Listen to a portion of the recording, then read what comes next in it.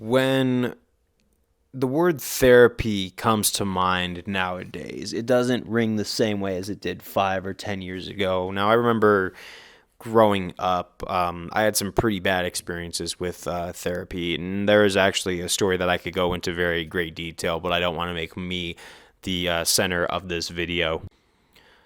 Specifically because this is something that affects a lot of people, and this has been put into question depending on what corners of the internet you search on. Should you go and see a therapist or not? Is therapy useful in any way, shape, or form? Or do you not solve your internal well being until you solve your external problems? But growing up, I did have a moment where I was in a lot of trouble, and I was a very troubled kid. And they sent me to a therapist who just wanted to put medications in my mouth, and these medications would tranquilize me, and then they'd wonder why my grades were affected. But looking back, I never really had anybody in my childhood reach out to me and guide me through the ways of life. And I think that's where a lot of things go wrong in modern society is we have a lot of people who never really had good mentorship or never really had good guidance. And some did, some didn't. And the ones that didn't are struggling right now in society.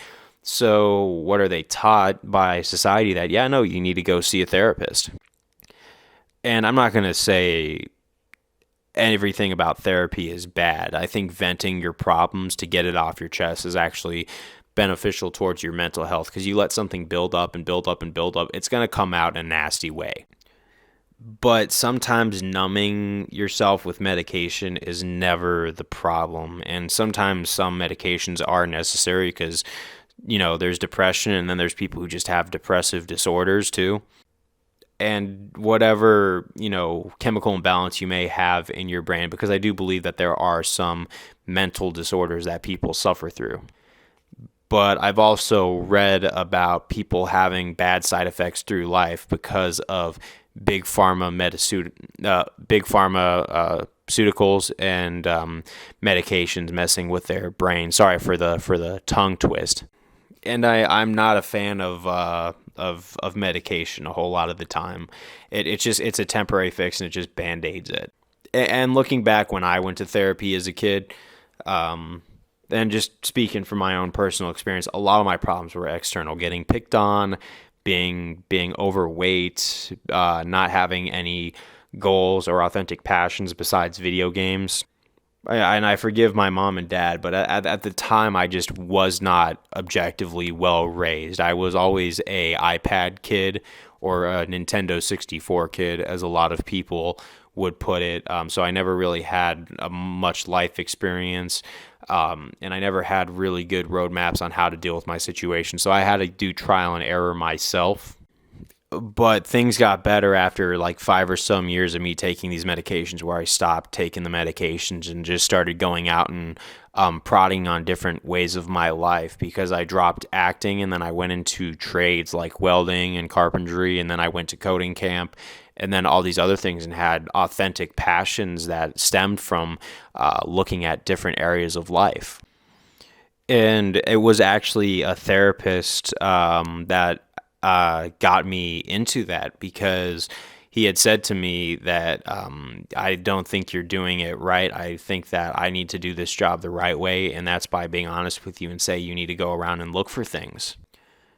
Because right off the bat, I told him, like, I don't want to take any medications anymore, and he understood that. And I think it was really good that I had that advice from that therapist, that, yeah, no, look on yourself outside, because it's very crucial that you do, because if you're just waiting for the medications to magically fix your problems and cure you, there's going to be a disappointment. But in a sense, though, therapy is not such a black pill thing. I don't think it's a false ideology to pacify people, because in ways, yeah, no, having someone to talk to you and empathize with you and then offer solutions on how to solve your problems is always the number one thing to go. But I think the problem is a lot of therapists don't do that. I think a lot of therapists, like if you watch the Joker movie, when he says, you don't really listen, do you? And I noticed out of all of my time in therapy, a lot of them don't listen. A lot of them just put medication down your throat. A lot of them just want to sell you up on these things.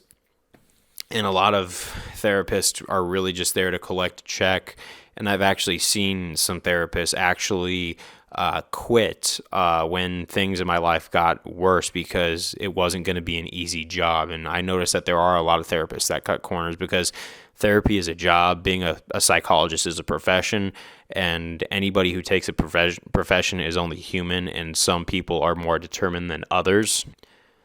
And I can't stress this enough. I'm not saying that it's a bad industry, but you have to pick and choose which ones you go with. And my solution might not be the same as your solution, but I can say with confidence in my solution to therapy, the best therapy I had was where I was empathized with, given a roadmap on how to deal with my problems. And then when the external of my life changed and my friend circle changed and my hobbies changed, my happiness level went up.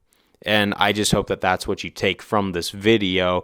I don't want to knock therapy. I know I'm not a master in psychology. I'm not a therapist or anything, but I have been through quite a bit, and I have heard so much about this topic that I wanted to make a video on this and just put in my opinion. So thank you guys very much for listening. I'll see you next time.